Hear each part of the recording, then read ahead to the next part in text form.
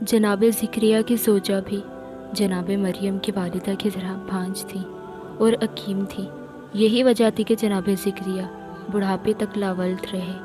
جناب مریم کے معنوی درجات اور خداوند عالم کی بے پناہ رحمت و عطا کو دیکھ کر جناب ذکریہ کے دل میں یہ آرزو پیدا ہوئی کہ انہیں بھی مریم جیسی اولاد نصیب ہو۔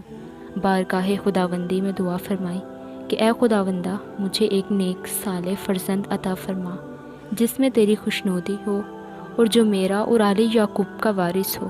جناب ذکریہ محراب عبادت میں نماز پڑھ رہے تھے کہ فرشتوں نے انہیں بشارت دی کہ خدا آپ کو ایک فرزند عطا کرے گا جس کا نام یحییٰ ہوگا اور جو پارسا پیغمبروں سے ہوگا۔ جناب ذکریہ کی نظر جب اپنے بڑھاپے اور اپنی زوجہ کے بانجھپن پر پڑی۔ عام طور پر ان حالات میں اولاد کی توقع نہیں ہوتی تو تعجب اور شوق کے ملے